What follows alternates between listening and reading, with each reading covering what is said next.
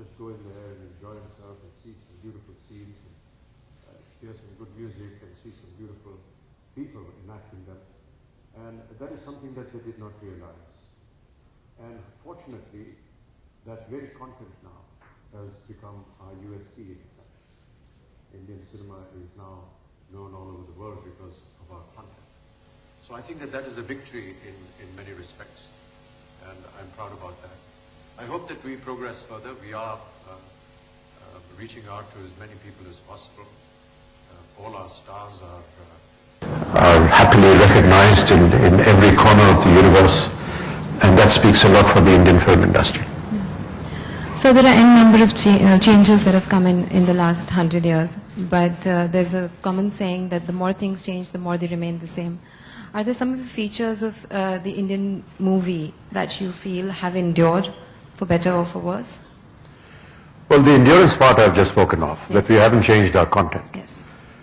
But I think within the last 2 or 3 years, we've been noticing a marked change in the quality of the films that are being made. And there are many factors that could actually be responsible for that.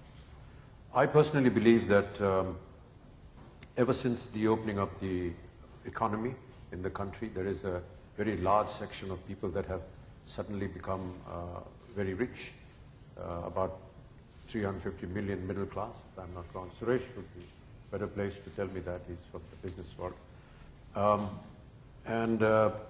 They need entertainment.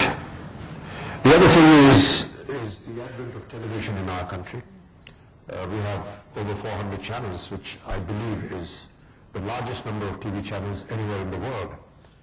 Now that has given an exposure to the people that live in the country to content which is coming from all parts of the world, could be superior in its quality.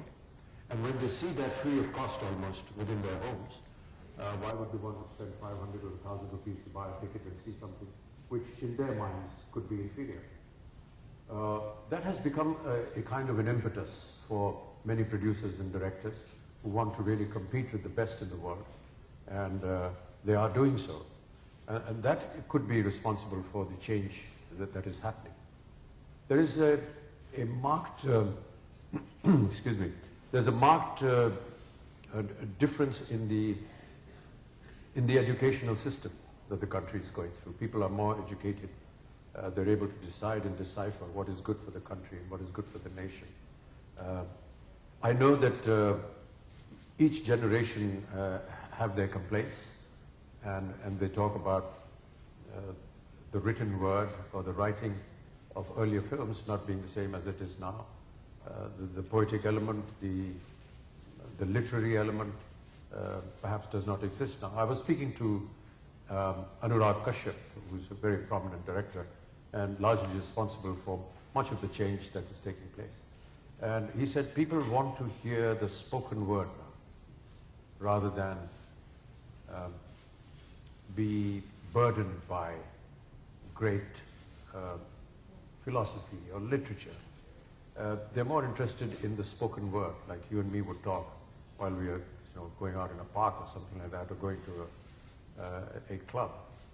And that is the kind of language that is now percolated into cinema, and therefore you perhaps don't get to see that flowery language that used to be there, say, 20, 30 years ago. But as I said, each generation changes. And when I came in 1969, we were looked down upon as, not being as efficient and as likable as the generation before us. I think this is a very common phenomenon, not just in films, but in every walk of life. You will always find that, oh, hamare zamane ki baat aur thi. That Actually, kind of a in content. films, I feel it's slightly different because you came in towards the end of what is commonly referred to as the golden era of Indian cinema. I want to know, you've already touched upon this a little bit, but I want to know what your take is on how we look back at our cinema. Because I was speaking with Karan Johar earlier, and he was very emphatically talking about how films back then were a lot more liberated.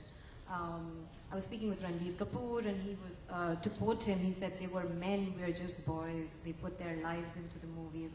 So I want to understand, were movies back then really higher art, or is this perception simply what Marcus would call the charitable deceptions of nostalgia? Because normally what happens is that the people who belonged there